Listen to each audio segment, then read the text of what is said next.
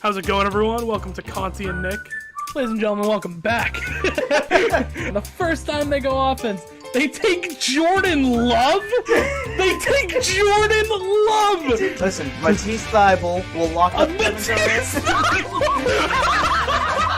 CP3. Oh my god. Chris Paul. Oh my god. Chris Paul, baby. Right, Will? Nope, I totally disagree. Look.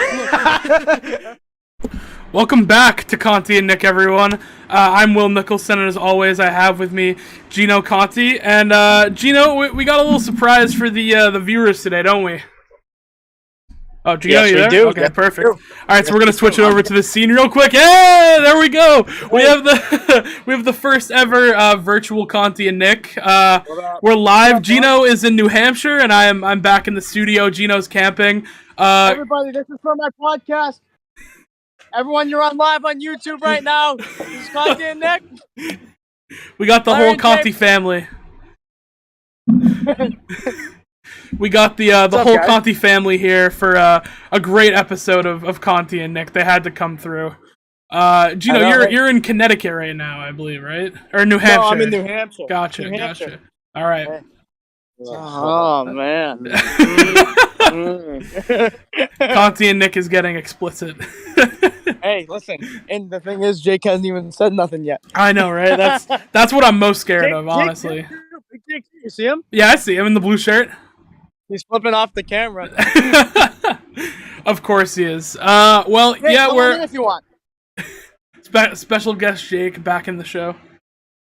I know. Hey, so this is the night of first. All right. So this is the first Discord. What's up, cocksucker? Well, hey, you can talk for a little bit if you want. Hey, it doesn't have to be right now, but so we're talking about this is gonna be an unorthodox episode, folks. I know. It's meant to be mayhem, though. So we're talking like two things about football. I told you, right? No. Baker. So I told you we're talking about Baker because in all likelihood he's going to Carolina, and then we're gonna give Will some shit because he loves Trey Lance, right? But I am he's a like, fan. I think he's gonna be so good. He's gonna be the best quarterback of the bunch, and I think so. Tatum, and he can yet to beat out Jimmy Garoppolo in preseason camp. But first we're gonna talk about the Celtics. So we'll get that out of the way. Man. Yeah. So Will, I want you to start off because I think it'd be good if we go basketball, football. That way it's not like basketball, I got football, it. basketball, football. That's the order I have my notes in too. That works out perfect. Oh yeah, bro. All right, cool. So, Will, I want you to start off because I usually give some opening takes about stuff. So, give me your thoughts on last Celtics game, and then give me some stuff that we got to do in order to win this game because I'm curious. Yeah, absolutely. So the first thing, I mean, the Celtics need to take care of, specifically Jason Tatum, is they need to take care of the turnovers. We've been losing the turnover battle like crazy. I think the statistic came out that when the Celtics have, I think it's more than 16 turnovers, we lose the game, obviously. But, the turnovers have been a real problem for us. Jason Tatum has been unable to take care of the ball, and when he gets going downhill, he makes the wrong play a lot of the time. And Jaylen Brown all series has struggled with ball handling. There were a few calls in All there playoffs, last night. all Playoffs, dude. Jeez, It's been insane the way he's turned over the ball. And his ball handling hasn't been there. There were a couple of calls I'll say in there last night. Of course. I brought it out just for you, Conti. The bottle of Coors Lights. Of course. But I think it's going to be important for them to keep control of the ball. The turnovers have been absurd. I mean, I can't stress enough how bad the turnovers have been for the Celtics. It's been a struggle point. There were a couple of calls, I'll give them that last night, where, Grant Williams got his arm hooked and Jordan Poole was flopping. So there were calls like that led to turnovers, but still there's way too much of empty possessions just off turnovers, not even getting shots up, because we've been shooting pretty well for the most part, but it's just we don't get enough opportunities to get shots due to turnovers. The other thing I would say is we need to be aggressive on offense. That's a big thing for me.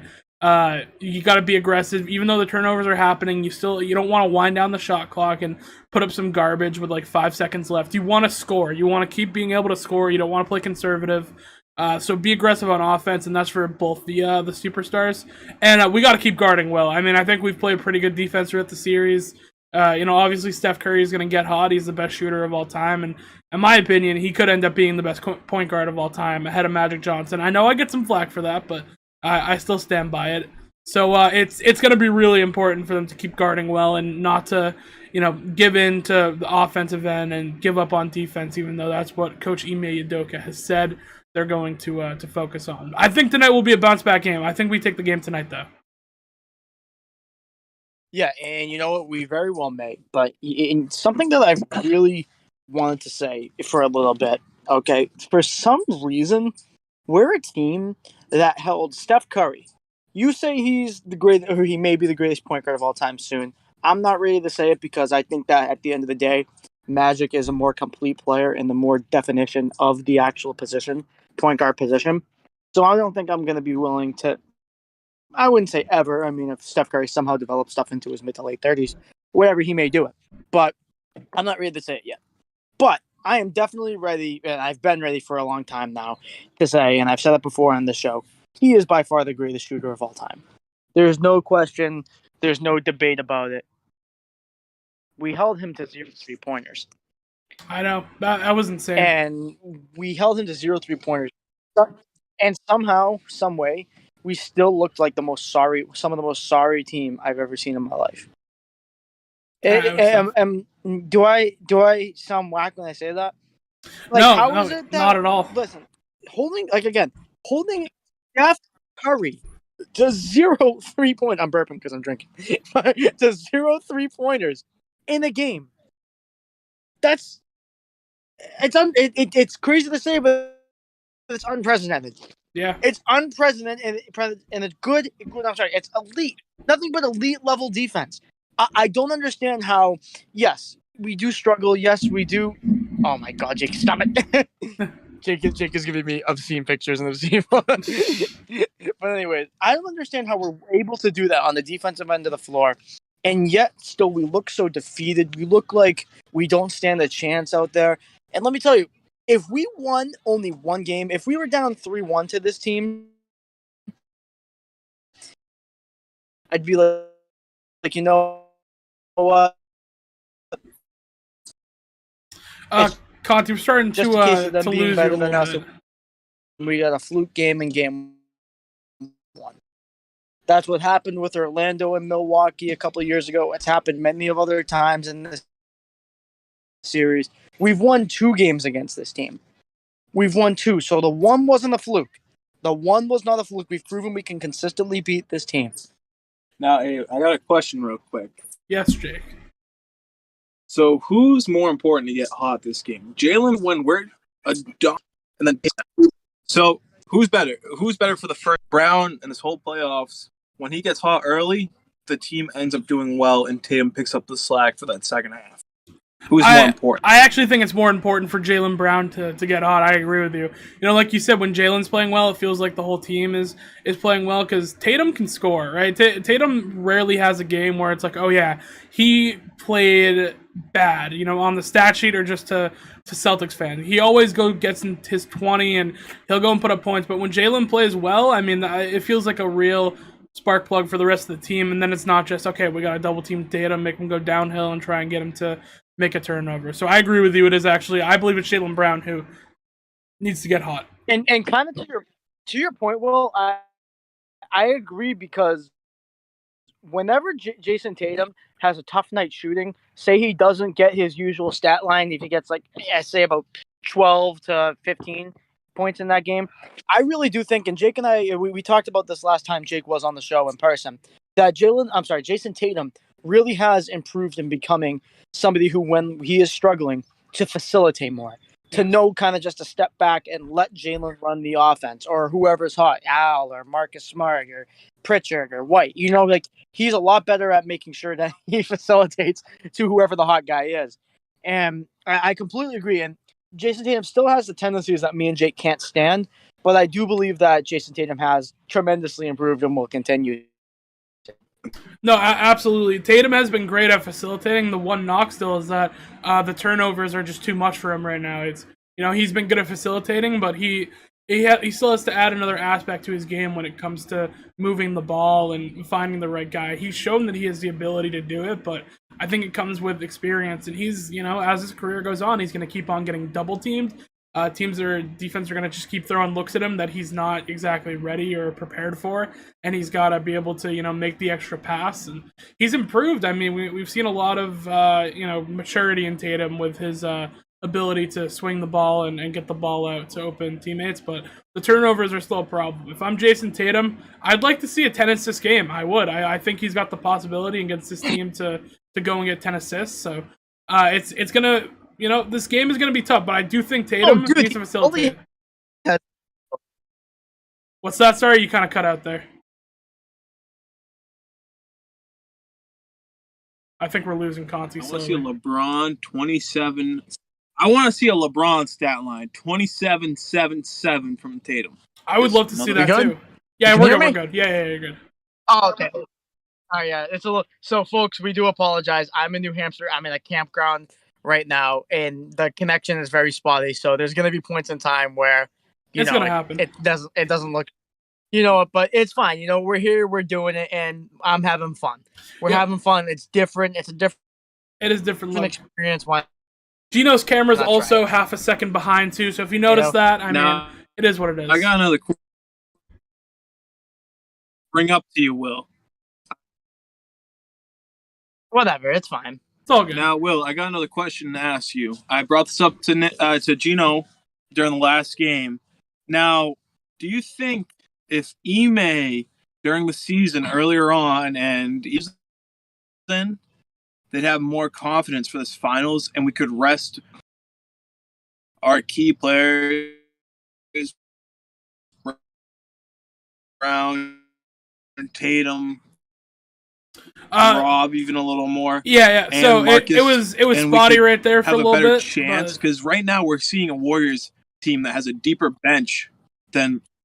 You get what I'm trying to say, though? Yeah, no, I get what you're trying to say. You're saying that should maybe later in the season we should have rested our guys instead of maybe shooting for the 2 seed. I don't think so, because I think it's been a big part of this team's culture to go out and be like, okay, we don't care who we play. All the teams in this league are great, and it's kind of like the hard-nosed culture that Ime Udoka has kind of put together on this squad. But I don't think resting players right now is a good idea now, or just earlier in the playoffs. Will. Okay. That's not. I might have misinterpreted. No. That's the way I like this all to play. I'm saying, do you think during maybe more blowouts, or maybe during like Detroit versus bad teams? Yeah, like when. We have time to get our bench players in, our more inexperienced players in earlier on in the season.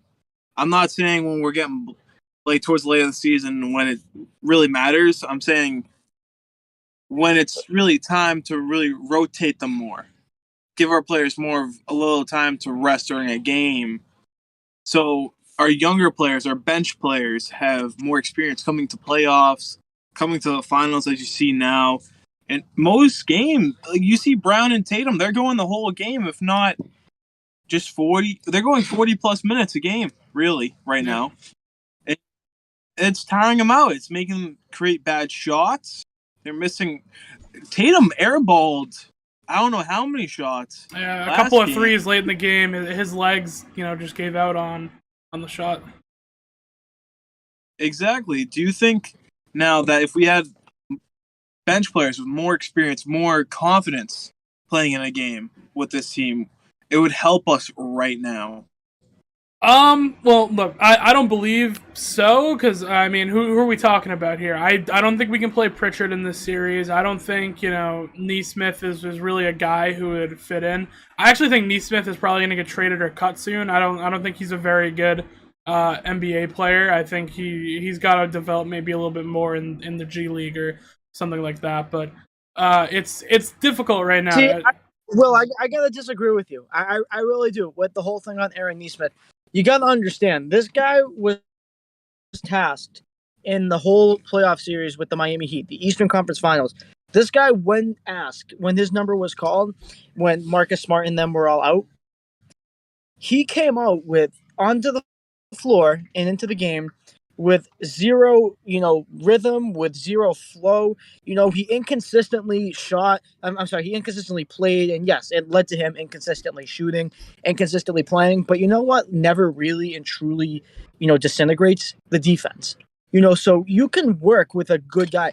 I actually I praise Aaron Nesmith honestly a lot more than some people for his performance in the last series. And I think that Aaron Nesmith definitely, he needs to somehow, some way get a rhythm with his shot. But maybe that leads to more playing time in the regular season. And I definitely think that losing Josh Richardson actually opens up next season some playing time for him. Because I think Aaron Nesmith, I think he is to be commended for the defense he played in last series. And if he's able to get that shot going, I mean, think about it. We all said the same thing about Grant Williams. That's so fair. And Aaron Nesmith is the opposite. So I mean, if Aaron Nesmith can get that shot going at being dubbed as a sharpshooter and continue that defense he played in a conference finals with zero flow, I think Nesmith can be a very important bench piece. See, I'm not saying not work with him, right? I'm not saying, just, send him away somewhere else. I mean, maybe you could trade him for a better piece. Right now, I just don't think he's a good NBA player. I think he's got a lot of flaws. Well, he does have a lot of heart, and he is a very good athlete, we saw. I think there's stuff he needs to work on. Defensively, I mean, there was a couple of times, he's athletic and he can jump high, but sometimes he took some fouls he didn't have to. His shot this isn't just an in the playoffs thing. His shot has, consistently been inconsistent throughout the season, and he was drafted for shooting. So I think he needs to work on that aspect. And I'm saying I think he needs some time in the G League to develop. Because right now he's on the bench, and I don't really think he's getting better there. So I'd like to see some development. I think he could be a good player. Right now, he's not a good NBA player. He's not a guy that you keep on your bench and keep a roster spot. So I don't know. I would like to keep him maybe in the G League and develop him. I agree with what you said about Grant Williams, though.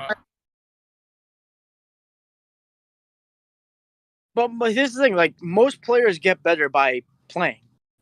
Obviously in practice you hone your skills, you hone your technique, and you hone your craft. But again, like Jake is saying, in games against Detroit, in games against Orlando, lower seeded teams, guys who don't really, compete, and like non-competitive franchises, that would be the time to get guys like Nesmith a rhythm. Listen, like, a shooter is not, it's very, very difficult, even if you are dubbed a sharpshooter, if you're not given consistent time to come out and just expect somebody to be the sharpshooter that they're dubbed to be. You got to give them that time. Yeah, no, I agree. I think it's hard to kind of work him in to the rotation. I mean, you're trying to win games, you're trying to compete. I mean, I don't think you play Aaron Nesmith just to play Aaron Nesmith. You know what I mean? I think you gotta get him into some type of development. I mean, we drafted him for shooting. He hasn't been able to shoot, so it's tough. But overall, I mean, it's.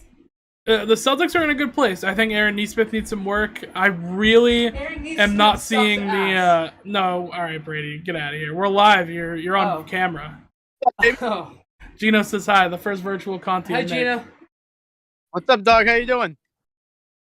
How you doing, buddy? And Big Who's that? It's Gino and Big Jake. Is that Big Jake? What's up, Big Jake? Hey, you guys want to see my Baby Yoda boxers? Show them off. I see them. What did you do with his flash? That'd be bad. Hey, Brady, wanna know? I think So, Aaron wanna know what I was said? the worst pick in that draft. I agree. Arguably. Brady, wanna know what I said the other day at your party? He's gone. What did you say though? So I told you, but Charlotte made a short joke to me, right? Mm-hmm. And she was like, "Oh, ha ha ha, sorry. Like, I have all these short jokes." And I go, "Yeah, I know. You've been with Brady for so long." I like it. Oh, that's great. Yeah, so I mean, really and truly, Will, just to kind of get back to the Celtics and start to wrap this conversation up a little bit. I mean, do they have a chance? Are they going to come out demoralized? I mean, obviously, yes, they have a chance. That's a stupid question, but do you believe they're going to come out demoralized like they came out last game? Because we saw how crucial last game was, and they came out like they didn't even give a damn. Do you really and truly think that they're gonna, have that urgency, or is this just gonna be, rinse, lather, repeat of last game? No, I think they're gonna come out with some urgency. I think we're gonna score quick. I think that's gonna be one of the big keys is when the game starts tonight. We're gonna score really quick. We're gonna get a lot of good open looks quickly. I think they're really determined. I think they know that they're at home. They're a good road team.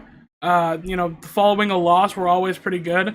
So I think we're gonna come out tonight with some urgency, and I think the guys are really determined that if we can win tonight, I think they have a very good chance to close it out in Golden State on Sunday for Game 7. So I think they come out very urgent tonight and kind of be like, all right, we need to play well tonight. It has to happen. Obviously, it's the last game of the season, but...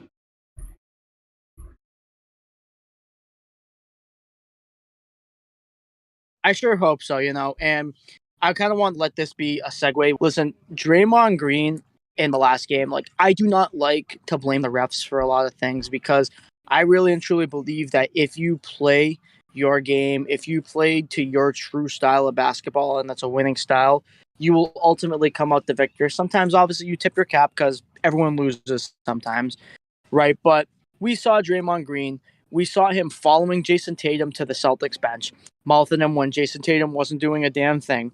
We saw Draymond Green when Steve Kerr late in the fourth quarter was questioning whether or not he should challenge. We saw him stomping his feet and screaming on the floor to challenge it and, huffing and puffing and pouting and everything. I personally think that the officiating, especially in recent years, even with instant replay, really and truly has gotten to an all-time bad. I don't know if you agree with me, Will, when I say that. It's been awful. It leads the question, and this is kind of more of just like a little quick 5-minute topic thing here. Do you think that maybe not the immediate future, but in the near future, I'd say probably within the next 5 years, moving officiating, not in just basketball, in sports, to artificial intelligence would benefit the sport or would benefit all sports in major leagues?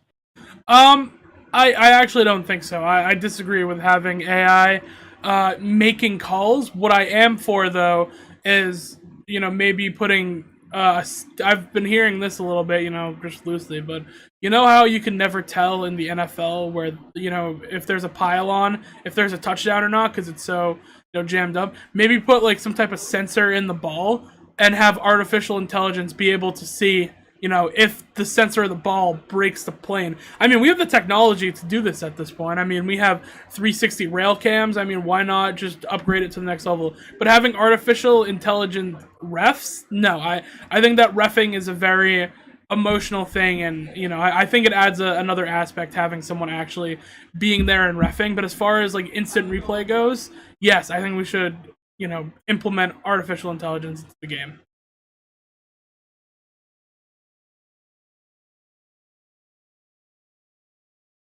Did we lose Conti? Gino, hello? All right. Okay. So here's more of a question for you, Jake. I know I was kind of on the spot, sorry. But Jake's a big baseball fan. And so, no, I'm here. Hello? Yeah, you're good, yeah. Hi. Hello. You're good. Can you hear me?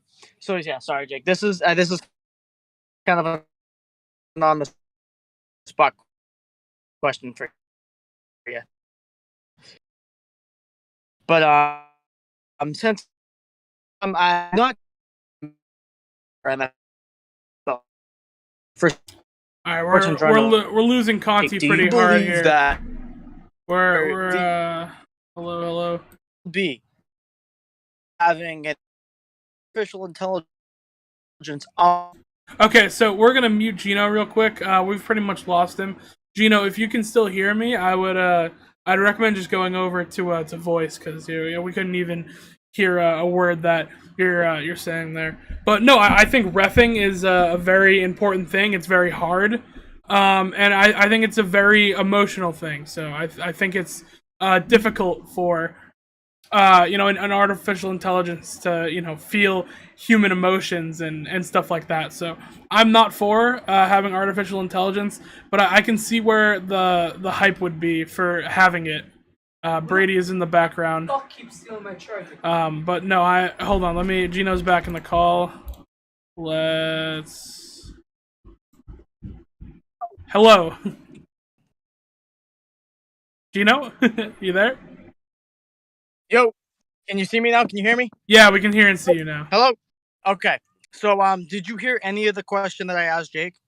No. I pretty much if he was for it. Okay, no. So I asked him a baseball question.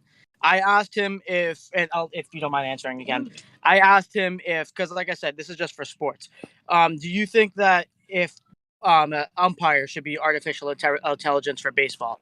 It's say like balls and strike calls, and then like literal like throwing out on base like close base calls. If you made it or out or safe. So basically, and this goes for all sports, I do not think a robot umpire, robot ref is the way to go, just because it loses that human aspect.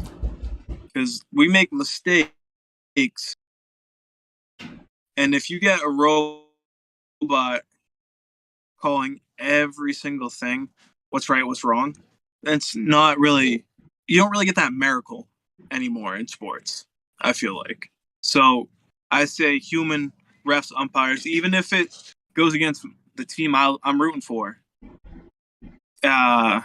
is the way to go. That's what I personally think. Yeah, I 100% agree with you, Jake. I think it, like I said, sports is a very emotional based thing, and I feel like having an artificial intelligence, it really doesn't, if there's a big call, it's like you're not going to get that call at this time in the game. You know what I mean? Like I hate stuff like that. Like I hate when guys just kind of throw their bodies in the fourth quarter to try and get fouls. Yeah. And I think if you're a ref, you can be like, that's not the type of game we're playing. So I disagree with having artificial intelligent refs. Yeah. All right. So that's like a cool little just 5-minute thing that I wanted to delve into because I did think it was like an interesting question or just an interesting little quick thing to go over. So wait, you can hear me good, right? Yeah, you're good. All right. So I don't know about you, but I'm ready to talk about Baker Mayfield. I'm ready too. Let's do it. Cool. So Baker Mayfield, for those who haven't heard, the trade is not confirmed. There is no actual specific deals in the works. But over the last couple of days, there have been talks that Baker Mayfield to the Panthers has become a priority for both teams to make in terms of a deal and an agreement for, compensation to be sent to Cleveland compensation, obviously in the form of Baker Mayfield or others, to be sent to the Panthers. So what do you really and truly think, Will, a Baker Mayfield trade to the Panthers would do for this team, for the Carolina Panthers? Would they return to prominence? Well, first let me say this. I think that Baker to the Panthers, number one, is very unlikely. If we remember towards the beginning of free agency and kind of the end of the football year, this came out that, Baker could be, a potential landing spot when they, wanted to move on from Baker, and that report came out. Carolina was an option, and Carolina pretty much said, we're not looking to get Baker Mayfield, and Baker Mayfield said, I don't want to be a Carolina Panther. It seemed like a very mutual thing. So I'm going to call, BS on all these rumors. I don't think that this is going to happen. I don't think either of them have interest in playing for one another, whether it's Baker and the Panthers or the Panthers and Baker. I don't think it's a fit. However, if it were to happen and maybe there's been a change of heart that we don't know about, I think this could be a very good thing for the Carolina Panthers and Baker Mayfield. Number one, you're not going to be playing in Cleveland. I mean, that's a known. Deshaun Watson's there. And even if, he's suspended for the rest of the season or the beginning of the season or whatever that might look like, Baker Mayfield's not going to play. I mean, I wouldn't play for the Cleveland Browns after what they've kind of dragged him through, and I wouldn't blame him for not wanting to play. So I would like for them to, get Baker a shot maybe, and I think he'd be a good player on the Panthers. I think they got a good young core. They still have Stephon Gilmore on that defense, and they still have the corner. I always forget. Okay, never mind. Sorry. Who's the corner that they drafted? They drafted J.C. Horn. J.C. Horn, and then they traded for C.J. Henderson, and then they got Dante Jackson, who they extended. He was a 5th-round pick a couple of years ago, and he's really good. Sure. So I mean, like the division could be competitive. I mean, the Bucs still probably own it, but other than that, I mean, if you're the Panthers, I mean, you could have a playoff shot. Like when you think about it, I mean, maybe you're going to get some easy wins against not the Panthers. Sorry, you're going to get some easy wins against the Falcons and the Saints because I don't think they're going to be very good teams this year. So you're going to get some easy wins in that regard. So it's a possibility, but no, I think it would be a good thing for Baker Mayfield to kind of prove everyone wrong and that he can still play football. And Robbie Anderson's still there, and he'd be better than Sam Darnold. The one thing I would say that also holds us back is Matt Corral. Well, I do think Matt Corral needs to sit. Baker obviously is not the future, so it's a weird fit. But personally, I don't think it's going to happen. Gino, I want to know your take though on all this. So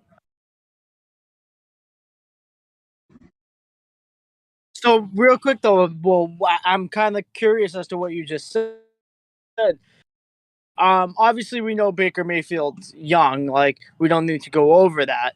But I do think that legitimately, I don't think obviously him being better than or being the best quarterback in his draft class, that ship has sailed.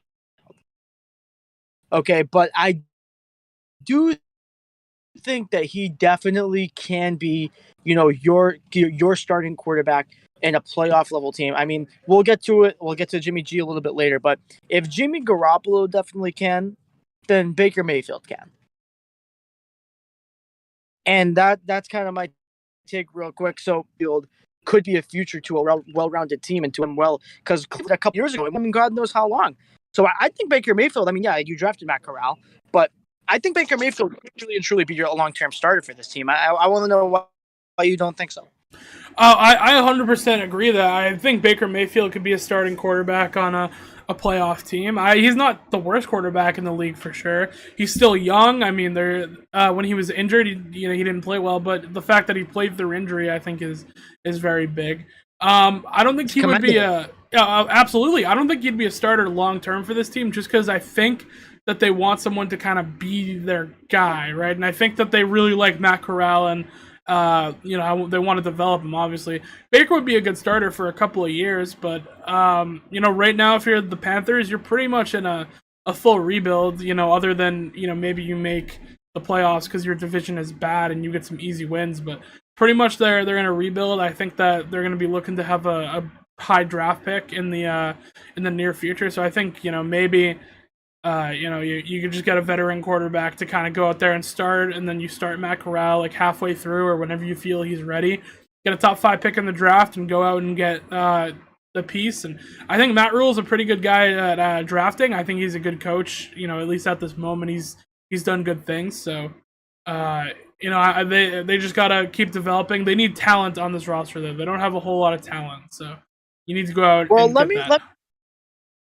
let me tell you this, because I'm not saying I completely and utterly disagree with you, because they absolutely do need some more pieces, but that defense is good. That defense is pretty legit. Sure, yeah. That secondary, listen, if the young players pan out, okay, because Jeremy Chin is a very good safety too. If the secondary pans out, CJ Henderson comes to form, and JC Horn comes back from injury, and Dante Jackson plays like he's capable of playing, and they have one of the premier pass rushers in this league too, and Brian Burns. And not a lot of people talk about him. Not a lot of people do. Okay, that defense is legit. That defense is absolutely legit. And listen, let's not gloss over Robbie Anderson. He's a good receiver. Let's not gloss over, DJ Moore.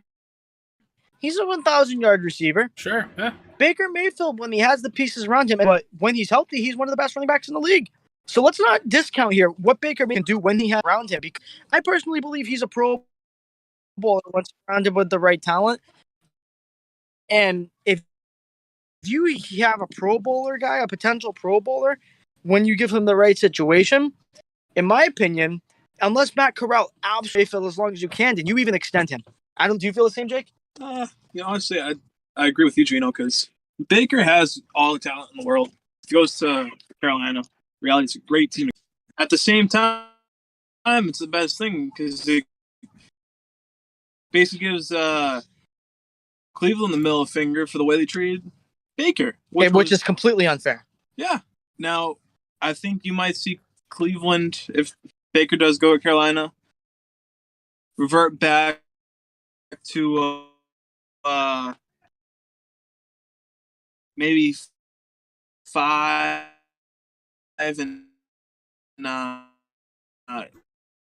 All right, we're losing you again, big time.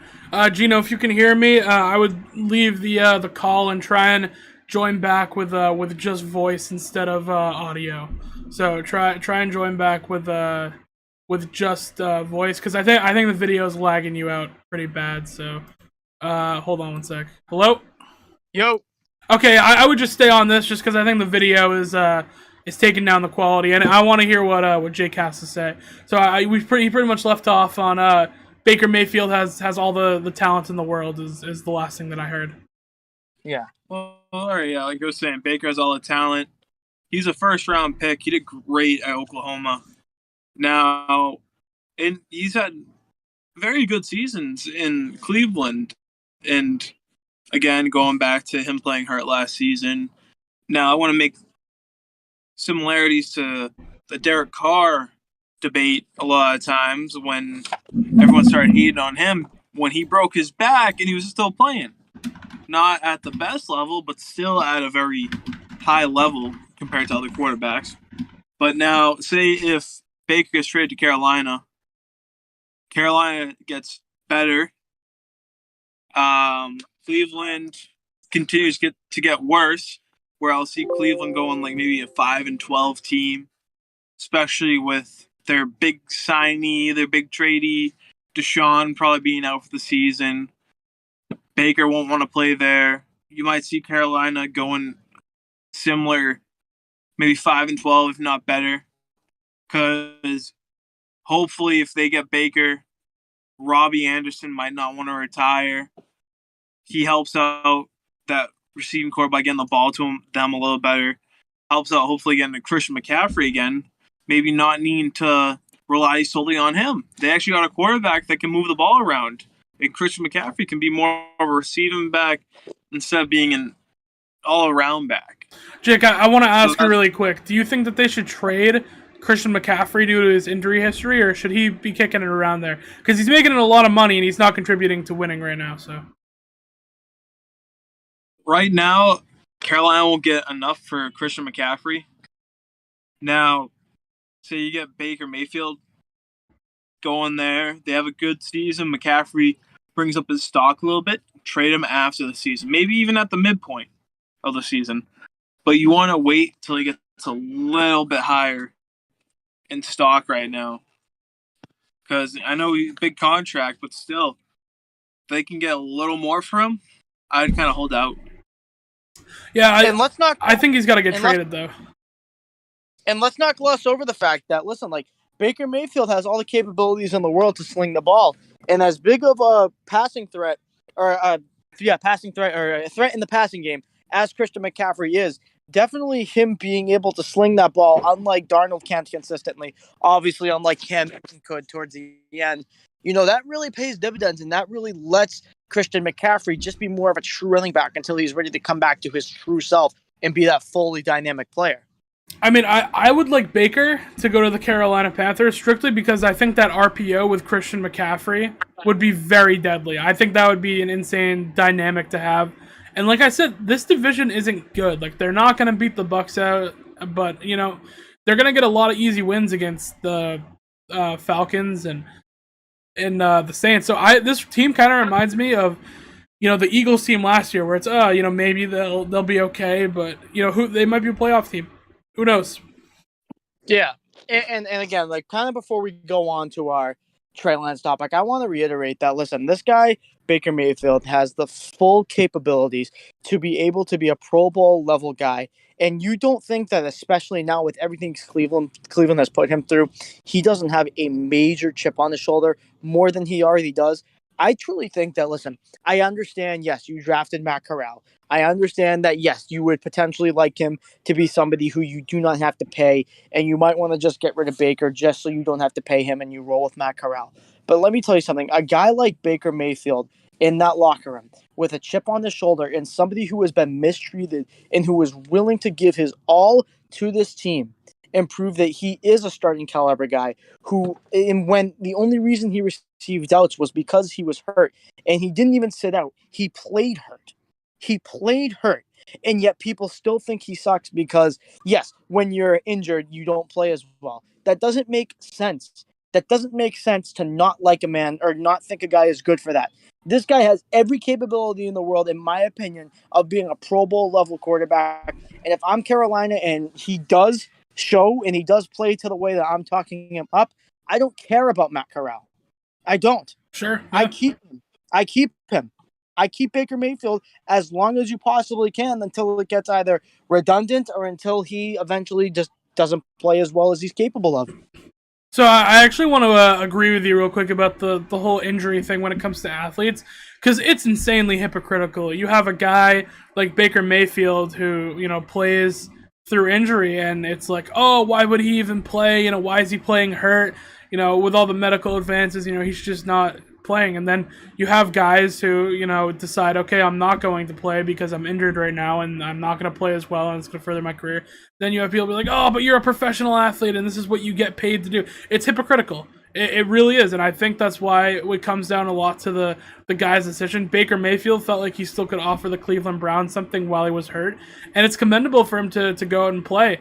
But, there's guys like Anthony Davis who just need to get on the court. They absolutely need to get on the court because they're better when they're out there. So it's tough. It's a hard thing when it comes to injuries and athletes because we do really only know so much. But, no, I agree with you. I think he'd be great on the Panthers. I got to be honest, I don't see it happening. I really don't see, not even for a fit, because I can see the fit. I can see how this could, want to happen. But it's came out that Baker doesn't want to play for the Panthers, and the Panthers don't want Baker. Maybe something's changed, but I don't think this is a possibility. Well, no, it's changed. He's going to be able to be a starting quarterback in the NFL. Yeah, that's true, I guess. So let me put you on the spot real quick before we move on. Go for it. If you're the Carolina Panthers, the trade happens. Baker Mayfield has a Pro Bowl level season. You're now faced with the decision. You trade Baker Mayfield or you get rid of him, let him move on, or you extend him knowing you have Matt Corral. What do you do? Yeah, if he plays well, I think you extend him. And then maybe you let Matt Corral sit back for a couple more years and, until he's ready. He's a guy who's going to have to develop. But, yeah, I think you extend him there easily. Cool. I'm glad with that answer. I thought you were going to say get rid of him. No, so I'm happy with that. If the guy's playing well, you pay him. It's how it should work. Good. All right, man. So you ready to move on to Trey? I am. So I'm going to set you up with a question here, Will. Okay. So 2 years ago, last year, Trey Lance was drafted. Okay, number 3 overall, San Francisco 49ers. There was lots of speculation on whether or not him, Mac Jones, maybe somehow, some way if Zach Wilson fell or whoever, Justin Fields maybe even, whatever it may have been. There was a lot of speculation as to who would be the number 3 pick, and the only people who knew were John Lynch and Kyle Shanahan, which is, first of all, great job by the two men being able to keep the press away, being able to keep everything away and speculate everything. That's a great job by those two, and I'm happy. Not even the press. Everyone in the 49ers organization didn't know until the pick was in. They had no idea. Absolutely. It was just Shanahan and Lynch. That was it. Point. Good point. Absolutely a good point. And yeah, so in that case, even better job. Are you concerned, Will, that at this point, the 49ers have not looked to move on from Jimmy Garoppolo to make it so Trey Lance can finally be that guy now that he's had a year to sit under Jimmy Garoppolo? Because listen, before you answer that question, I am all in favor of bringing back the old school way of letting first round guys or whatever round you draft them in, letting your future of the franchise quarterbacks sit for a couple of years, like Aaron Rodgers did, like Jimmy Garoppolo did. I am in favor of that happening. But at the same time, this is the number 3 overall pick, and Jimmy Garoppolo, for some reason, has a lot of questions to him and isn't the most talented quarterback in the world. Does this concern you that he is not, kind of just given the keys right off the bat? No, it doesn't. Because, when you draft Trey Lance, you knew what was there. He's got a big arm. He's athletic. There's a lot of things to like with Trey Lance, but the one thing was, okay, the last time he took a snap, he played one game in 2020, and other than that, it was his 2019 or in 2021, sorry, and then he played one game in 2020. So it's hard. I mean, it's a tough thing, but you saw the talent there. You saw him at his pro day. He looked good. I see even in the NFL. I mean, there's stuff he has to work on, definitely, but it's tough. I still have faith in him, and I'm not worried. I'm not. I think that Trey Lance will, when he's ready, I think he's going to turn out to be good. And I'm not concerned that he hasn't gotten the keys yet, because if you're the 49ers, it's not like you're not competitive, right? It's not like, oh, we're a bad team and Trey Lance can't even play for us. No, you're a good team. You're competing. Jimmy G's known the system. He's been there for a while. So no, I'm not too worried about this right now. And I'm confident he's going to be good when he's a starter. I mean, he's got to catch up to the NFL level. He's got to catch up to the NFL speed. I think we're going to see a lot of good stuff from him in preseason, actually. I think, like the episode we did, almost a year ago, or last summer, where we talked about the guys and the quarterbacks in their preseason games. And I feel like Trey Lance is going to be one of those guys we're talking about and be like, okay, he played well in the preseason. It's only a matter of time. I think it really feels like Jimmy G is on the clock, and I feel like Trey Lance might even get some starts this year. But no, I'm not worried. I think he'll be a really good quarterback when he does end up starting. So let me ask you, other than, like you said, having time, and knowing the system, what is your opinion on the talent of Jimmy Garoppolo? Well, he's obviously a below, average talent guy. Doesn't really have a big arm. Doesn't really, wow you. He's got the accuracy for the most part, though. And, as long as Jimmy G makes, the right reads, the 49ers have a fighting chance in a lot of their games, which, I mean, I can see why they wanted Mac Jones now when you look back at it, and that was rumored at number 3, because, I mean, that's Mac Jones' bread and butter. I mean, Mac Jones didn't really lose the Patriots a game this year.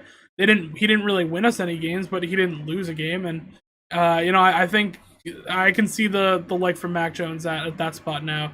But I think they really are taking this risk of, okay, we're gonna add a whole nother dynamic to our offense with the athletic ability of Trey Lance, but Jimmy G, he doesn't have that, right? He doesn't have that next level of what the NFL is becoming right now, with kind of being a dual threat quarterback.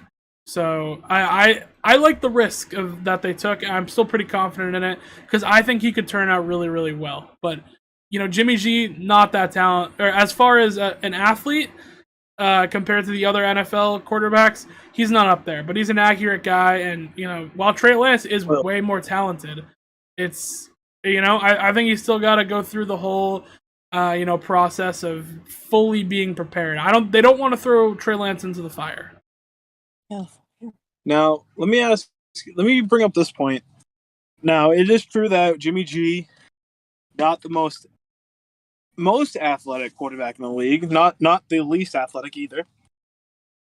But you brought up an interesting point where Trey Lance brings a whole new aspect to the game plan, almost changing the whole offense in a way, because he's more of a mobile quarterback. Now, everyone brings up the Patriots, how Belichick, huge playbook, and he has every type of play for any type of player, basically. Because everyone was asking with the Cam Newton, how can Belichick use a player like him to fit a Tom Brady offense, a West Coast style offense? But Belichick already had that in there. Kyle Shanahan is one of the best offensive coaches the league has seen in a long time. Yeah, in a very long time. Don't you think that he already has that game plan before he even drafted Trey Lance ready? So this just shows that maybe Trey Lance just still isn't ready yet, which is completely understandable. He was from a smaller D1. It was Carson Wentz's school, right? It was North Dakota State. Yep. An FBS school. Even though I know Jimmy G was from a D2 school, Eastern Illinois. Tony Romo's almanac. Well, whatever. It's his. No, I know. I know what you. Yeah. But but Jimmy G also sat behind the greatest quarterback of all time, Tom Brady. So I think right now they have the offense for Trey Lance, but he's still not ready yet.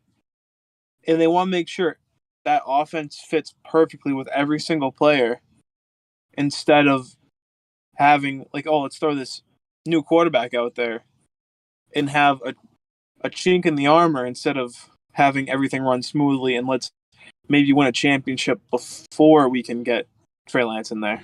Yeah, I 100% agree with you there. I mean, you're winning games right now, right? So I don't really see the reason to rush Trey Lance. You know, is Trey Lance ready to go in there and take over? Maybe. You know, maybe he is. Maybe he's not. But I mean, if you're the 49ers and you're Kyle Shanahan, you're winning games right now, right? You beat the Packers. You got to the NFC Championship. And they could have easily won that game. It wasn't as, you know, as much as a blowout as maybe it looked, you know, on paper.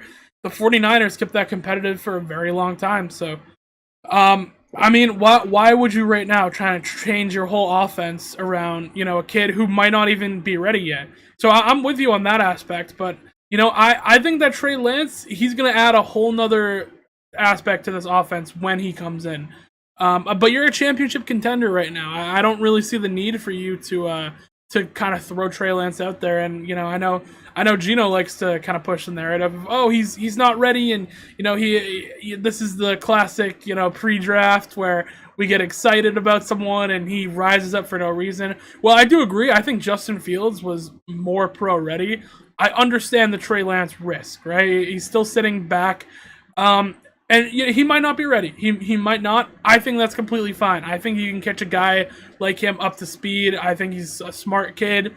You know, he passed all the tests at North Dakota State, besides obviously playing a good amount of games. He looked good when he was out there. But no, I don't know. I don't think you need to rush Trey Lance right now. It's not necessary. Let me say this. It's like I agree with you too. So before I kind of say this, I agree with you too when I say that it is okay for, at this point in a player's career, like Trey Lance, to not be ready and to still need time to sit down behind a veteran. But let's look at this for a second, okay? When we think about some of these people, okay, Brett Favre was over Aaron Rodgers. Aaron Rodgers sat over under a top 10, in my opinion, quarterback of all time, and Brett Favre. And yes, Jimmy Garoppolo, I'm about to use this example, is not an all-time great quarterback.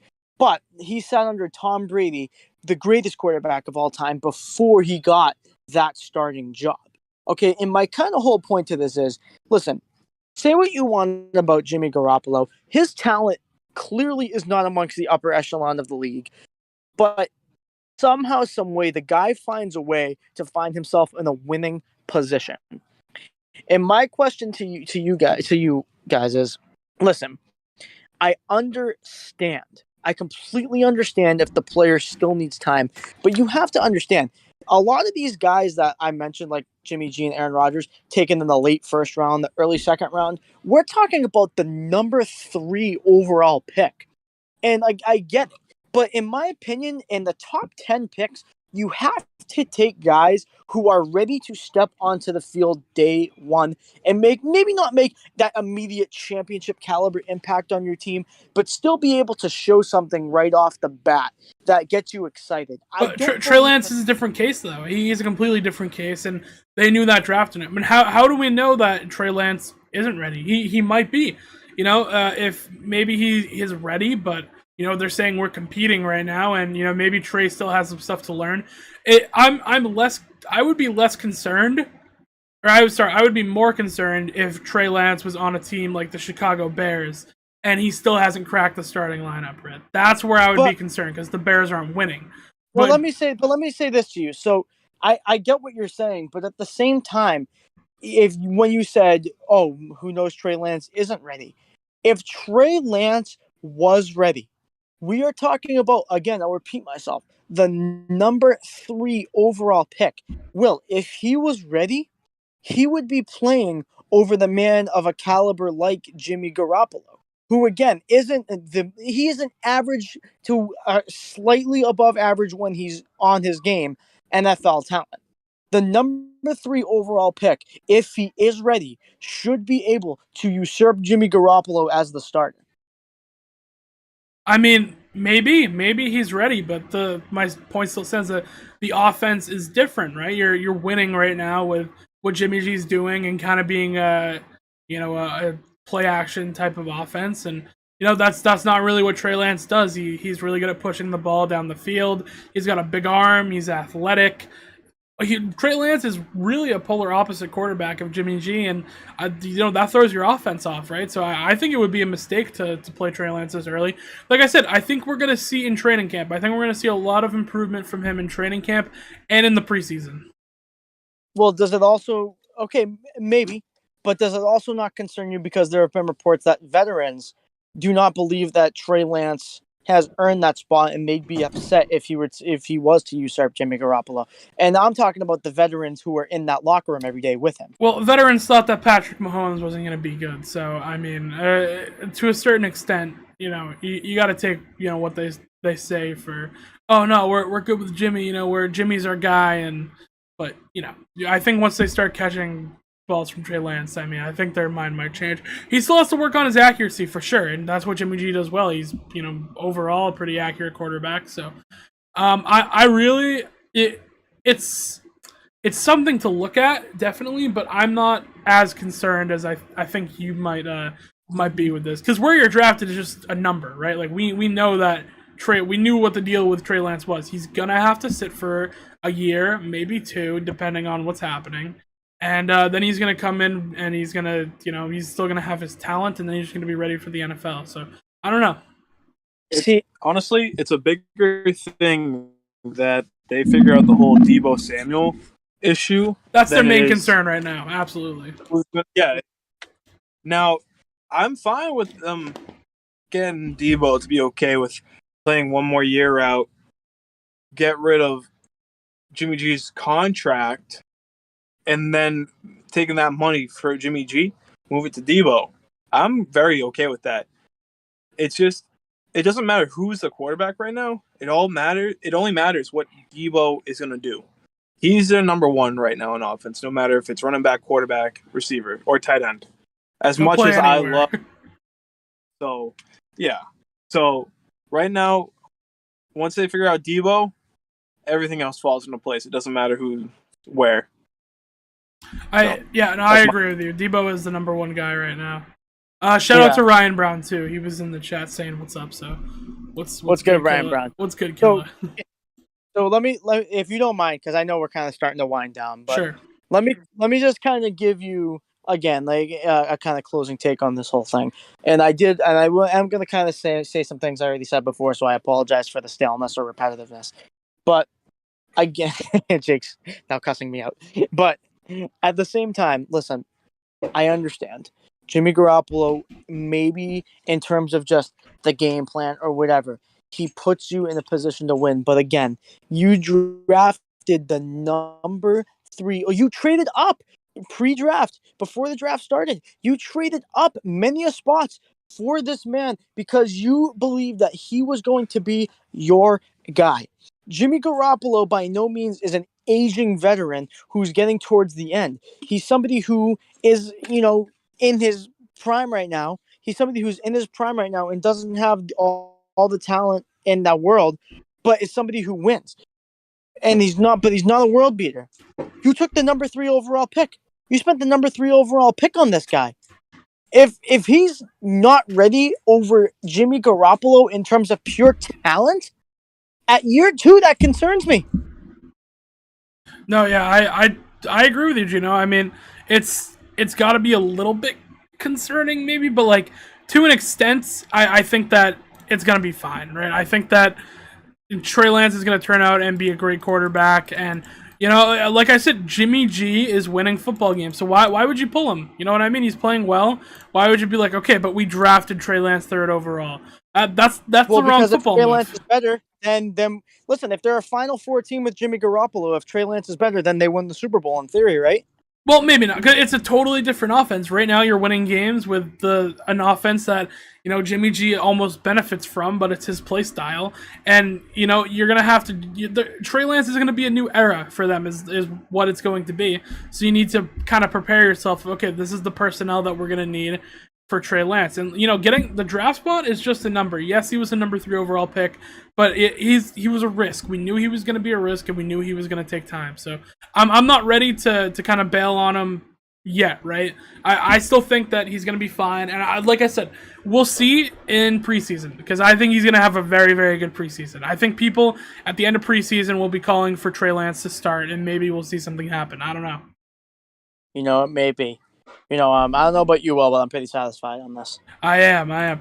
Gino, I'll close out with this. I mean, if there's a guy that the 49ers really would have to draft, I mean, who would you think that they could put in that position? This kind of sucks because it's going to be a little delayed more than usual. I know. But to answer your question, well, I mean, it is the one and only John Bro! Peace, ladies and gentlemen. Yeah.